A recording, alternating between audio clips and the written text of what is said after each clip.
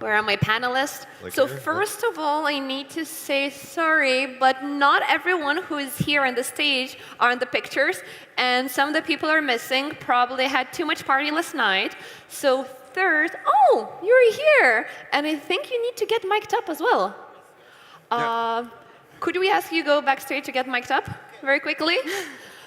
Okay, so while we wait for Adrian to get mic'd up, I think first I need to introduce other panelists. So first of all, my name is Laura Cornelia Medinova, and some of you who were here yesterday saw my keynote and knows who I am. So I run a marketing agency, LKI Consulting, and today I'm gonna be your moderator for this amazing panel, How to Enter the Metaverse. So before we start, I would like to get a little bit, again, the audience engaged and ask you a question. So everyone who's sitting here, please raise your hands who, before this conference, wasn't even thinking of doing something with Metaverse, thinking it's totally not their thing, but now after 2 days here, you're like, actually, I want to do something. I want to go into this industry. I want to go into this market. Who wants now to enter the Metaverse? Who's now excited? No one? Everyone who's not raising their hands are going to be basically escorted from here. So please raise your hands if you want to enter the Metaverse, you want to do something. Okay, awesome, we have some people. So definitely this panel is for you. And now, as we have everyone here, I would like my amazing panelists to introduce themselves. So Adrian, please, maybe we can start with you. Good evening, everybody. By the way, the first panel after lunch is the hardest. No but pressure. This is an opportunity. I'm Adrian Niculescu. I'm a serial entrepreneur and investor and the CEO of Meta Studio. We are building the business metaverse for content creators, a one-of-a-kind project. I'm in blockchain since 2016, and I gather a lot of experience building projects. I'm very happy to be here. We have an amazing atmosphere at this conference. It's one of the most beautiful stages, and because I'm feeling like in the metaverse, maybe I should put this at least for a few seconds, right? Wow. Nice to be here. Thank you. Thank you, Adrian. And now, I think my mic is not working. Can everyone hear me properly? Okay, awesome. And now we have the troublemaker here. Frank, please introduce yourself. Yeah, I'm Frank Fitzgerald, founder of PAX World, and actually been working with the Serbian group, helping create the Metaverse for a couple of years now. Actually started it right here, all my crowd there. We actually use this as a team building event as well, because we brought everyone in. But yeah, I started back in 2017, actually beginning to create the Metaverse project that we have today. And before that, I was in quantitative finance, which was really interesting. But really wanted to screw around with video games more. And that's where I started with this whole thing. And once COVID hit, we exploded. And now, of course, with what we're doing with our Web3 land sales and our new Metaverse project with our architects from the real world, it's just gone insane. So, and I'm going to try and not cause too much crap here. So, but a little just for you. A little bit. Thank you very much. And then we have another lady. We definitely need more ladies in these panels. Alexandra, please introduce yourself. Hi, everybody. My name is Alexandra Maric, and I'm a consultant in fashion and luxury. We consult fashion and luxury brands and companies. 6 years ago, I founded my consultancy, which is called Amazing Company. And so far, I have worked with brands like Valentino, like Nike, many fashion and premium brands and luxury startups.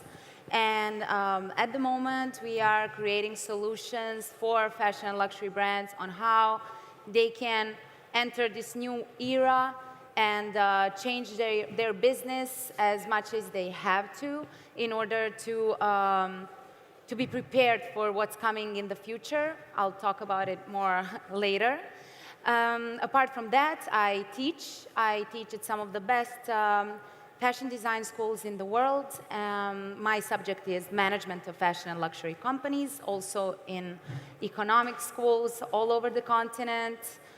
And also I'm country coordinator for Serbia for the largest fashion movement in the world called Fashion Revolution. And we fight and we promote sustainability in fashion and luxury. Thank you very much, Alexandra. And now we have the last but not least panelist who was super excited to join. So, Arvin, could you please introduce yourself to everyone? Absolutely. So it's great to be here with you guys, internet friends, finally seeing you in real life. Over the past 10 years, I've worked with a lot of public companies for their investor relationship marketing. And then I got into NFT marketing, worked with about 400 NFT projects. Lots of them sold out. Some of them are top 40 in the OpenSea. One of them actually hit #1 trending on OpenSea, #1 trending on IC.tools. And focus right now is just with sold out NFTs is, it's a bear market right now. So we're trying to figure out what to do with selling out. It's not the same as last year, being able to sell out in 7 minutes, 6 minutes. We're trying to figure out how to do it in the bear market, and I hope you guys get a lot of value from this, being able to launch your project successfully as well. Thank you very much. I'm super excited. We have such a different audience here and so many different panelists. We can tackle this question from basically different angles.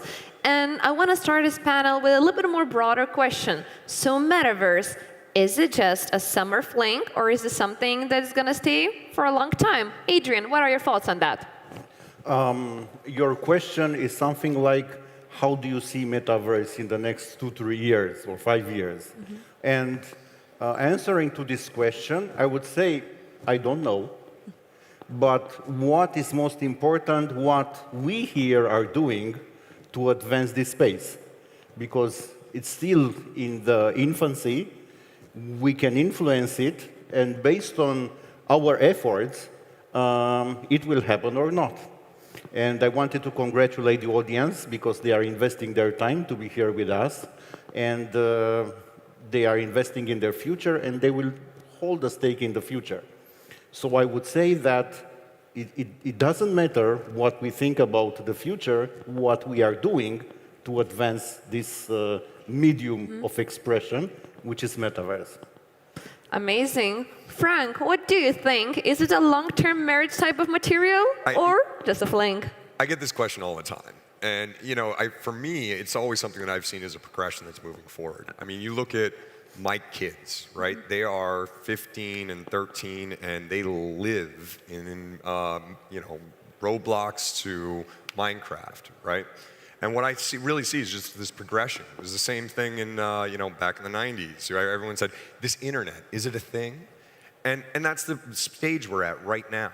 You got to see what we're doing from, we're moving from this 2D space and going into the 3D worlds, right? And that's what's going to be an expectation of the consumer in the very near future on a regular basis. So if you go to a website right now and you see that old Web 2 JavaScript, straight up flat HTML site, you don't want to put your credit card on it. And then very soon, in about 5, 6 years, you're going to see a site that's sitting there in 2D, and you're going to go, oh, this isn't a very good site. Let's make sure that I'm not going to put my credit card in. And I think that's the progression that we're going to see over here in the next couple of years. And so, no, I'm fully in the Metaverse. You're full into Metaverse. Alexandra, you work a lot with fashion, so maybe fashion and luxury is going to basically influence the Metaverse. What are your thoughts on that? Is the Metaverse here to stay? Judging by the amount of investment that fashion and luxury companies are already making in the different metaverses, because it's decentralized at the moment, I'm judging that it's definitely going to stay. And we're going to see a lot of developments. I feel like, I know some people think that it's not going to stay, that it's kind of going to fail in some way, but I believe the new generations won't even ask us, and we can have our opinion, but it's definitely here to stay. Arvin, everyone is here to stay. What about you? Yeah, I'm in agreement with the rest of the panelists. Of course, in fashion, like Adidas and so many other companies, even outside fashion, already investing in buying lands on Sandbox, Decentraland, and Pax World. and And being with, working with public companies, I know that they're not just, doing whatever. They're thinking things through. They know what's coming 6 months, a year, a few years in advance. And so to follow them and just knowing that what they're about to do is actually has some substance to it, is giving us more confidence to know, okay, this is actually going to stay as well. And then plus everything that comes with the NFTs and what solutions NFTs are actually solving, in addition to just the JPEGs that we're buying, and maybe some of you guys thinking we can just screenshot it. A lot of other use cases are for NFTs in the metaverse as well. So it's all a combination of things that are here to stay. It's just a matter of time that we get that mass adoption. Just like how in the past email was a thing where a lot of people resisted to. Now it's not a thing anymore. Metaverse, and especially because of Facebook as how just they're distributing it with the large distribution they have already, it's going to be a thing that we don't have to question it anymore. And it's just a matter of time. The one thing I do want to say, though, is that question is sort of loaded in this group, right? Because we're all here. Yeah. We all believe that this is the next thing for the metaverse. I think the biggest problem that we're going to find is trying to get that general consumer and people to believe and know what the metaverse is. And that education of the consumer is going to be the most difficult part. Definitely, totally agree that education is number one thing to basically preach and attract more people here. So everyone in the audience, I ask you, when you get home, think about one person you can basically bring to the dark side, to the metaverse side, and convert them.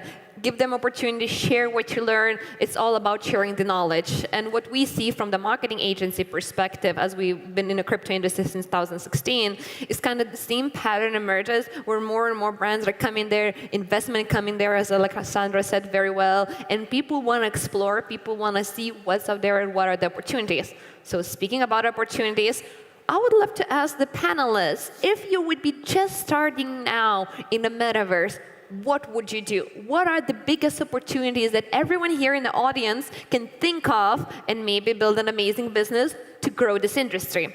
Who wants to start first? I'll go first. Please. Okay.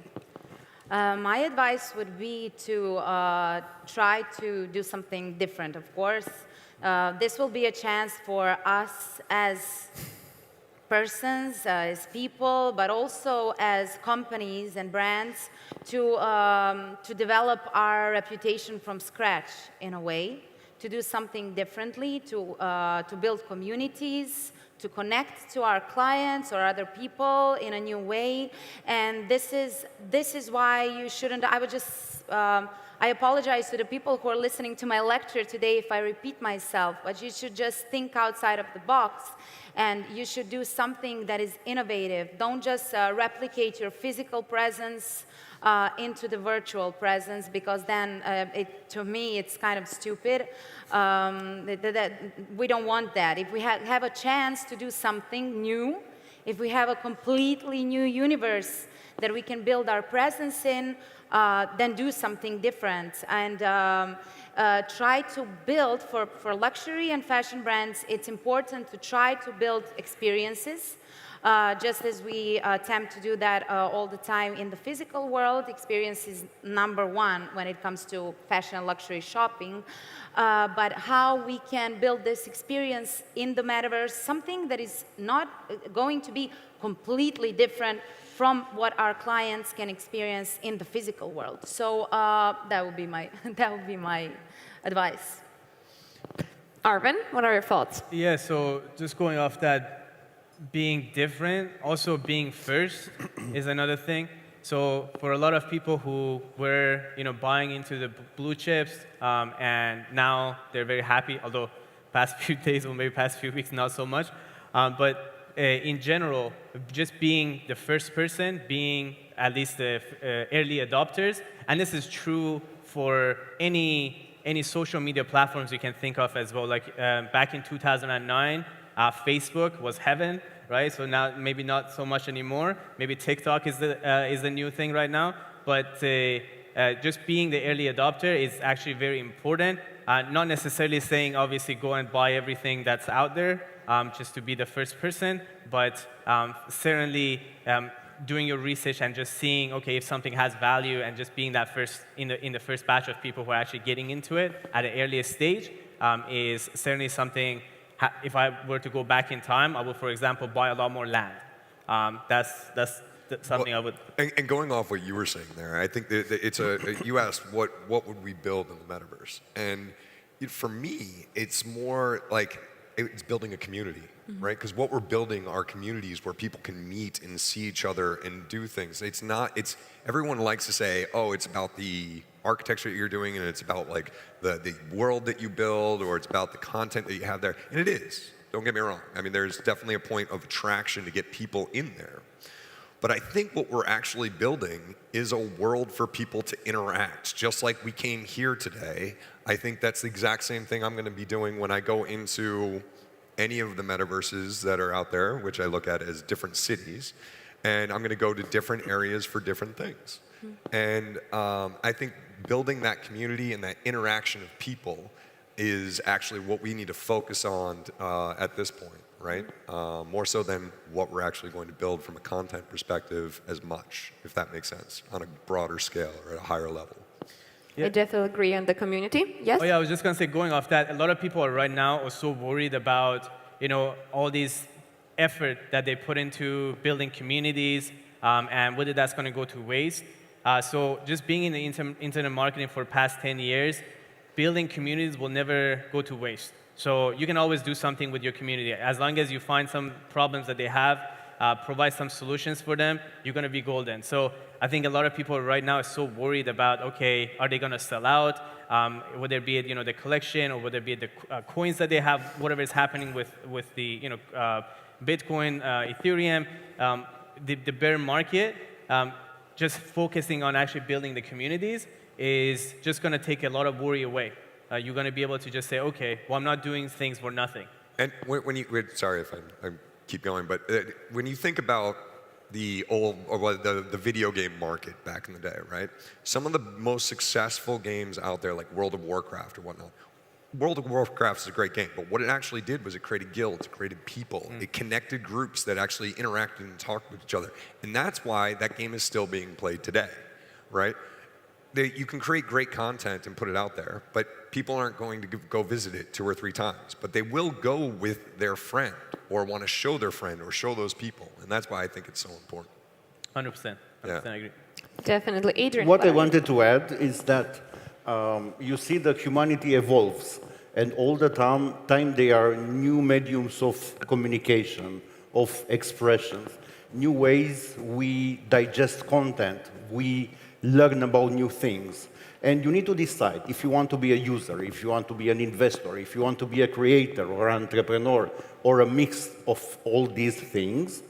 And the first thing you need to do is to educate yourself. And it's not easy. It's easier to binge on a movie in a weekend instead of, reading books, searching through YouTube videos to learn about this new industry. But it will pay off. And once you are doing that, you need to understand how you can add value. Because if you don't add value, it will be just the next fad, right? Even with NFTs, you create a collection, it can gather a lot of hype, but at the end, the ones which will pass the test of time will be the ones having an utility.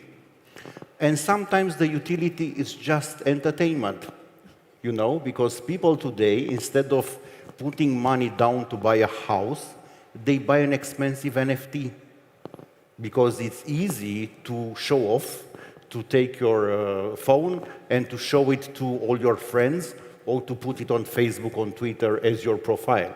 So automatically you will show to the other people that you have an expensive NFT which you can use as your profile on social media, which is pretty cool. But my angle is always to educate yourself, get out of the comfort zone, because in the comfort zone there's no growth. I totally agree with Adrian that all NFTs started first as a cultural thing. It was more nice picture, which you have, you show off, you can put as a Twitter picture, you can share and have this sort of social status. But nowadays, it all goes up to the utility having the value. And even during these days, the conference, a lot of NFT creators even approached me and they said, hey, Laura, really want to start doing something NFTs for Metaverse or whatever, can you help me out? And the first question which I had is like, what utility your NFT has? What are going to be the benefits for these people who are going to buy your NFTs? Because this is basically the underlying thing. You're not going to be successful if it's just going to be a pretty picture. You're like a year late. And speaking about the opportunities as well, I wanted to mention one thing, which I think I'm mentioning in already like a fifth conference that I'm speaking. Whoever is going to create a very easy to use hardware to experience Metaverse, they're going to be the billionaires of tomorrow. Because nowadays, when you think about a Metaverse, we think about huge Oculus glasses, you think about something big that you probably look funny using, and it's not comfortable. So whoever is going to create something easy, like regular sunglasses, something, think about Google Glass, that's a huge opportunity. So something who has a little bit more of technical background, definitely worth thinking about. But besides that, let's go back to our conversation. So nowadays, still, Metaverse is run by the independent creator. Still, there are smaller brands, smaller people from like small companies are doing it. How will the Metaverse change when the large brands will come, having huge budgets, having big marketing teams, and huge impact? What's going to be done? Frank, you are smiling. I think you have something to add. I always have something to add, unfortunately. No, I mean, I think there's a huge gap right now in the understanding and the education of these large banks and whatnot. I used to work for these guys, right? And trying to get them to move, it's still a year process when you're doing a lot of these things. But I think you're seeing an opportunity right now where people are trying to even circumvent some of the, let's call it gigantic corporate, things just so that they can be first movers in the Metaverse. The problem is, from blockchain, the infancy of the technology that's out there at the moment, to what you actually need in corporate worlds to actually run this stuff, people are building things that the technology's not there yet. I see that we're sitting in the 90s again, where I used to click that image and it took 5 minutes for it to download that one picture, right? But that's going to change really rapidly and soon. So I think it's about how do we onboard these groups in a very easy way? How do we educate those users in order to get there, even on the corporate level or even in fashion world, even though they've been very quick to move. Yeah. But now we're even seeing large banks. We're in Switzerland. We know a lot of the large banks there, and they're all wanting to jump on this right now. But go ahead. When it comes, can I? Yeah, sorry. When it comes to large brands, fashion brands are already there. Yeah. But they're kind of doing it in a shy way, I have to say, because they don't want to ruin their reputation because of the kind of pixelated experience that we still have in some of the metaverses.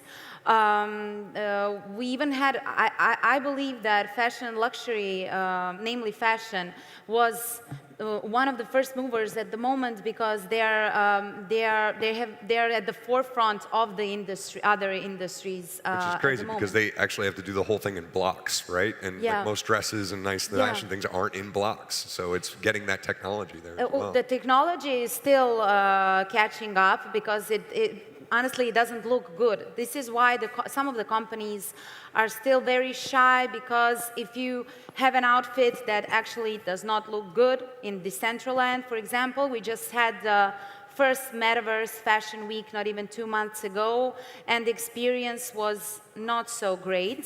The brands that were there actually, and the audience that was there was not the fashion crowd, it was just people that were hanging out in Decentraland. So basically, the first companies that enter the Metaverse are the ones that have to be there, they have to get their foot in the door because of their communities, like Nike and Adidas, for example. But we're still waiting for the big fashion players. When they enter, that will mean that the experience is becoming much better. Let me introduce you to my character artists. They're right over there. So. Yeah, yeah. Yeah, and also going off that, so a lot of companies already invested. And so the new companies that are coming in, they're just kind of following the other companies because they know that they don't want to fall behind. And then also, so running a lot of ads for public companies, 500K plus a month, I actually managed to have people like, where I can see some of the ads that are being drafted in the past year, back in November, for some large companies. And they were, so before even they would announce anything about what they're going to do in the actual like physical world or in the virtual world, they already planned everything. So it's not that so much of if you're not hearing about a specific company that's not out there, it's not so much of that they're not doing anything. They're actually planning month and month in advance, and they already had, so this company specifically, I'm not going to name, but they were already having advertising on LinkedIn out of all platforms, because they were going for very specific people, and they wanted to target professionals and just educate them on what the metaverse is, what the NFTs are, and then later on they were going to just actually roll out some of the part of their business as form of whether it be NFTs or whatever is happening in the metaverse. So it's not so much, if you're not seeing it, it doesn't mean that they're not there. They're actually, a lot of them are actually in the background. They're working on creating things, and as some of the panelists were just saying, they are afraid because they may get a lot of backlash from the fans that they already have in the real world, and then they may not just follow through in the virtual world for them, and so they have to be careful. And then plus, you know, let's say NFT communities or the metaverse, they may have some negative connotations around it as well. So they're they're tiptoeing around this, right? So they're very careful before getting in. So that's what's taking them time. It's not that they don't want to get in. I mean, I'm not speaking for all of them, but there's several of them that they've already have things in place, but they haven't launched anything yet. And we actually do that quite a bit, where we've had people, like we, get them into our metaverse from it's the first time they're ever in a metaverse, and we call them metavirgins, right? And it's actually fun to just watch that onboarding process where they're like, first they don't even know they're going into the metaverse. Then they go into it and they're like, what is this? How do I move? And they're looking at it. And then you see that thing that goes off in their light bulb on top of their head as you're video chatting with them. And you're like, and it's just, it's my mom when she first went in. And, in her 70s. And she was like, oh, now I get this. Now I see what you're doing and why this is useful. And that sparkle in their eye is the thing. It? She did. She loved it. Really? Yeah. Still can't figure out how to use the keyboard to move yet, but she's getting there. Yeah. Awesome. Adrian, what are your thoughts? What are big brands bringing to the metaverse? I would like to share in just a few minutes. You can call them secrets, insights, based on my advisory work with many startups over time. In business, with small brands, big brands, there is always David and Goliath fight, Every huge company was once a small company, right? And the theory says that in an established market, the startups should not exist. Okay. But one of the 6 human needs is the variety. Means that all the time we are looking for new things. So if you go to an established fashion show, I'm not a specialist in fashion, but I had some marketing clients over time. If you go to a huge fashion show, the organizer will tell you that around 20% of the brands are new all the time, and they have space in the market.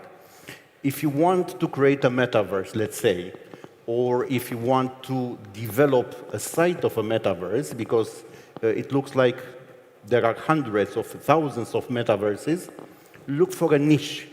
Don't do a metaverse for everybody. And in our process, because it's not a secret, we did a business metaverse first, and second, a sub-niche, a metaverse for content creators.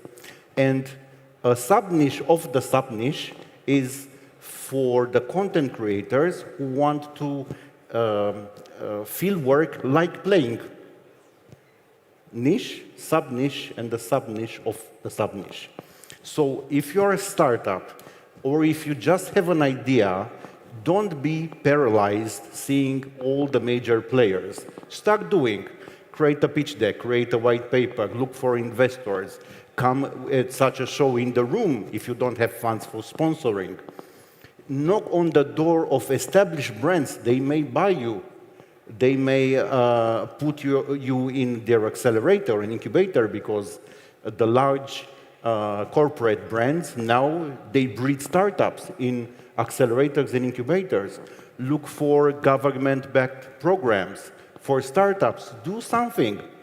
It's, you know, the metaverse is like fire. You can use it for good things or for bad things. And it's like Wi-Fi. It's available for everybody. You have access to it. You need to understand what you do with this opportunity. If you will not do anything, the results will be that the supremacy of the big brands will be there, and you will lose your chance to change the world. So do something, and don't be paralyzed because you are too little looking at the successes of the big brands, because every such success has 10, 20 years of hard work, of failures. Don't look at all the billionaires from crypto or from NFTs. Look at their biographies to see how many years they struggled like crazy. And this will give you courage to go further. I think everyone here should be making notes because this is a person who is total OG of the crypto and blockchain industry in the market since 2016, and I definitely agree with everything what he says. And nowadays, I see definitely a pattern of when the crypto started, of these small brands starting out, trying things, testing, and you should do that too. Just test, see what works, what doesn't work. It's okay to fail. It's okay to try, understand that something doesn't work, and try again. And talking about failure, talk about finding the right path, I would love to ask other panelists here together with us, so what are the things that you see are the key pillars of building a successful project? What are the tips you can share that the audience later will not only just make notes, but will implement it, and down the line they're like, oh my God, I remember this guy told me to do this specific thing, and now I have this amazing project. What are those secrets? People. Getting good people. That is one of the hardest challenges to keep right, and letting those smart, intelligent people run with the project. Right? And I think that's one of the challenges that everyone's facing here right now. I mean, anyone here tried to hire a blockchain developer recently? Not an easy thing to do. From just navigating through the fraudulence to the, you know, and just finding the general people that are out there that are correct. But at the end of the day, I mean, I think what you said with basically any traditional startup is what you were going at, and I completely agree. But I think that one of the hardest things beyond that, on that general building of a large company, is actually just choosing the opportunities correctly. Because right now you can do so much with the metaverse, and every single time you talk to someone, they have another idea which is just as good as the last one. And if you try and do everything, you're going to fail. And it's trying to keep those focused in the right areas, which I think is extremely important. I definitely agree on the people. Nowadays, hiring the right people and just letting them do their thing, not micromanaging, is definitely #1 priority. Alexandra, what are your thoughts? What are the key things of success? I completely agree about building teams and letting people do their work and finding the right people with the right competencies. That's going to take you a long way. I would add also having a strategy, which it should be very logical, but it's not. I see a lot of impulsive behavior because a lot of people think, oh, this can be my cash cow. I can make quick money on this, and I would advise you, if that's your attitude, don't even do it. Try to do something that is actually going to. It doesn't matter, even if it takes you more time to enter the metaverse, but bring new and real value. Don't just replicate maybe what everybody else is doing, and I'm sure that this resonates with a lot of you because this kind of behavior has been happening a lot with launching NFTs. Everybody wants to launch an NFT now. So basically have a kind of a long-term strategy, try to be innovative, try to do something new, try to find a solution to a problem, and then solve it through the new technologies. So yeah, that maybe. Arvin? Yeah, going off that, definitely it's a very important thing that you want to stick with your own project. So there are several projects I've worked with that they sold out, and the time comes where I ask them, hey, you're going to do another launch? And they're like, I don't really like my community. Like, I just kind of want to do another project, because that's actually a lot easier to manage it, right? Because so now you actually have to deliver on everything on your roadmap. And maybe that's not something you want to do. Which is root of the problems that we have, like where people are skeptic in this community. That's literally what it is that people are not really thinking long term, what they want to do with their community and really sticking to their community. And also even their people too. So they hire a bunch of people, they have great competency, and then later on, they're just like, they earn too much, or maybe they're not working as hard as they should be doing, right? And then so they let them go, and so the whole team kind of collapses, right? And then they can't deliver on promises, and then that's where it comes to the problems of people saying, okay, there are a lot of scams going on in this market. Not necessarily they intend to do it, but they kind of work their way into it. Obviously, tomorrow I have a workshop where I just talk a lot more into like what you do as far as marketing NFT projects. But one of the things that I tell people is just having the art is not enough. Just having the team is not enough. Just having the utility is not enough. And maybe I just ask you guys, like by show of hands, how many of you have seen a project that done everything right and then they didn't sell out? Like if you just like look around you, you see like people, and you see people that actually, in this community, they've seen it. So there are actually projects exist that they're doing everything right, but they still don't sell out. Okay, so a lot of pieces that goes into it, and if you just thinking about just doing the bare minimum, and then just getting away with just some basically just like a cash grab community, then it may just not work out. And so just really. Knowing that this is what you want to do for, literally this is your life. Like you want to actually stick with your community for the rest of your life. I think that's something, a good attitude to have to go forward. And then that everything else will solve itself. You find the people, you find the resources. There's a lot of money, there are investors, they bring you money, there are great people that they work for you and do everything that you need to do. And there are a lot of enthusiasts in this community, just like people here, that they want to communicate with you, like they want to participate, and so you have all the pieces. It's just that you gotta know that you're really in it. That you don't want to just do some cash grab community and then just let the community go. So basically, you need to have the right people, the right attitude. You have to build the comfortable community that basically wants to interact with each other. And one more thing I highly, highly recommend to do is look into market sentiment and where the overall market is doing. So if you're building a product, biggest recommendation that we as an agency always do, find a few projects that are in a similar space, in a similar niche, doing something similar, who are targeting your audience. They might not be your direct competitors, might be in other industry, but someone who's basically audience gonna buy their, let's say, NFT, their tokens, are the same, and look how they perform. Look when they launch. If they launch and they sell out straight away, that means it's a very, very good timing for you to launch as well. And if they're not selling out, that's not the time. And there are, for example, a few very nice women-led NFTs when there was like a Women Month, and they all sold out just because they were women-led projects, and that was on the hype. And then other projects which follow 3-4 months later didn't succeed. So always look into market sentiment. What are other people doing? What are they buying, and why they're buying that? And now I want to kind of continue what Adrian said about the industries, and I want to have this like a very quick fire question for everyone here in the panel. What do you think are the three top niches, sub-niches, industries on the Metaverse that everyone needs to focus on? What are the next big things there? Communication with other people, social networking, could be healthcare. What are your thoughts? Access to information, I think. through communication with the other individuals that are going to be there, because I'm sure even now you can meet so many interesting people there. So you have the opportunity to interact with various kinds of people, with various knowledge. So I think this might be that's my top of mind thing that I thought of.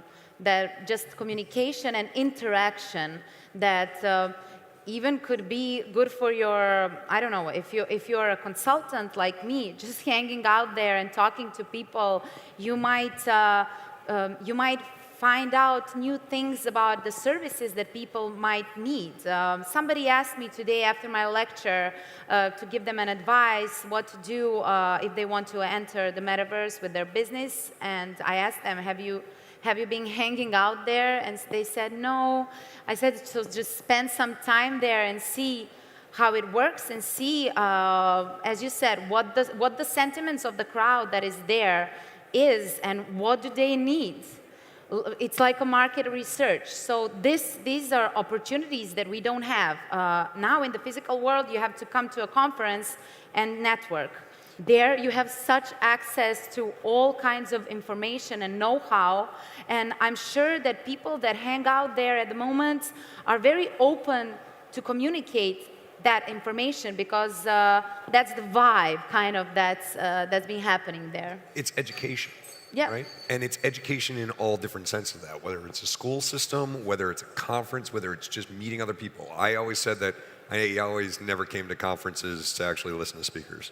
I actually come to just meet the people late night and like hang out and talk with them.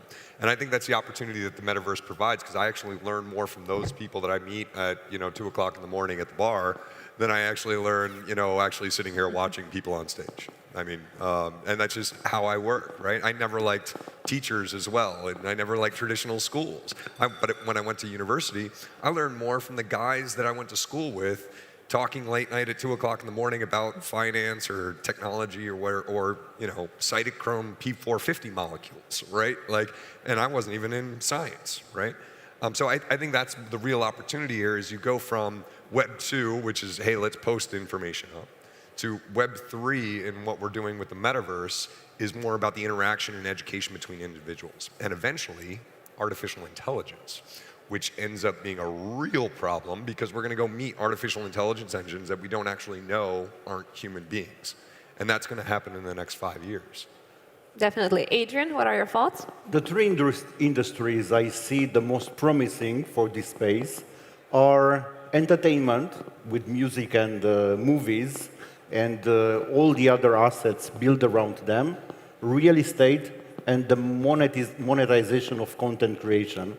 And just to add an answer to the previous questions, because I didn't have the opportunity to answer, I see two key ingredients for success: mindset and relentless execution.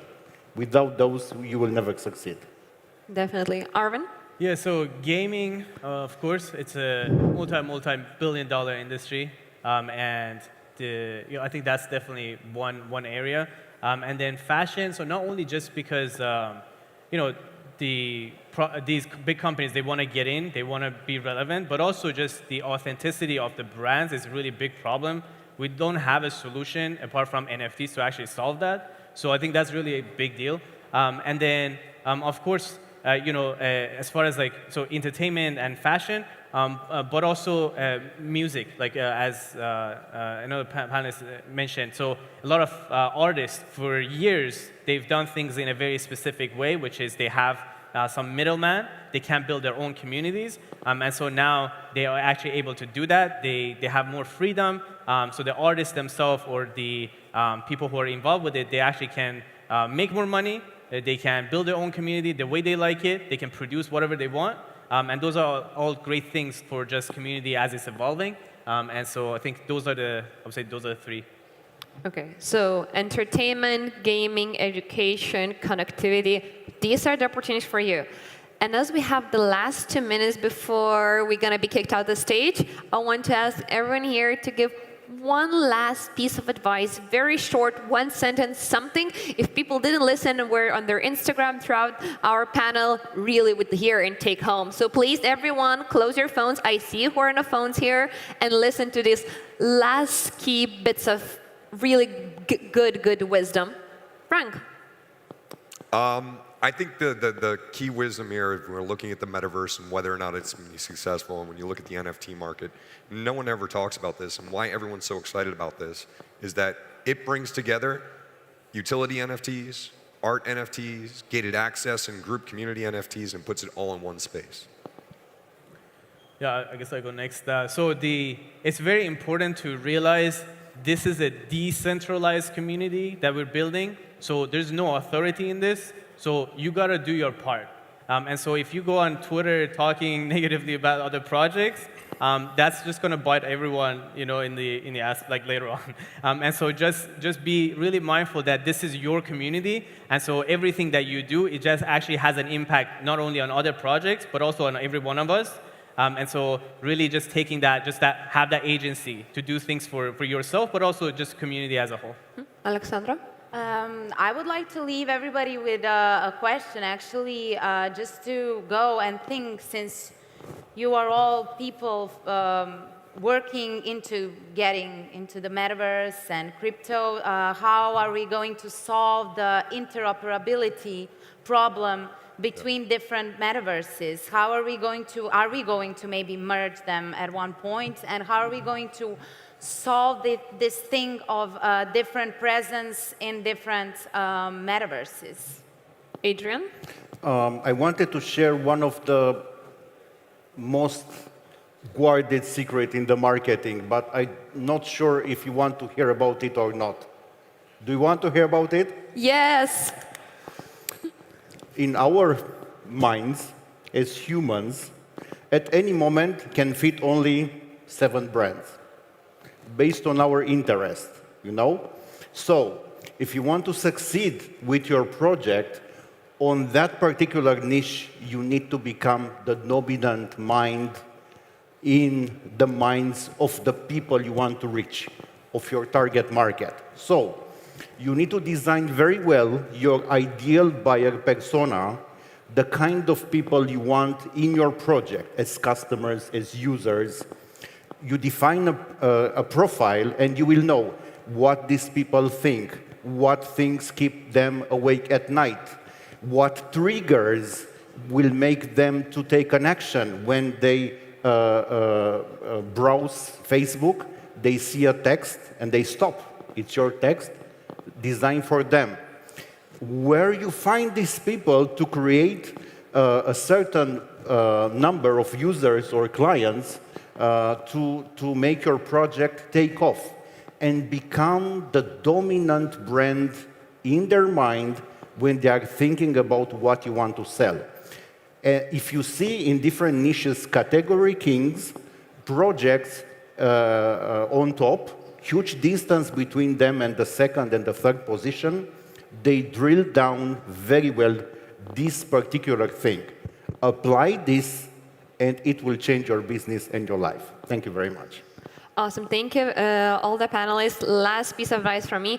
Web2 marketing and Web3 marketing has one big difference, and Web3 marketing is all about partnerships. It's all about building connection with influencers, other brands. So please connect with everyone, meet everyone here, take as much information as possible, and please build the big brands of tomorrow. And I think now we have to say a big also thank you for our panelists with a round of applause. Thank you, everyone. Thank you. Thank you.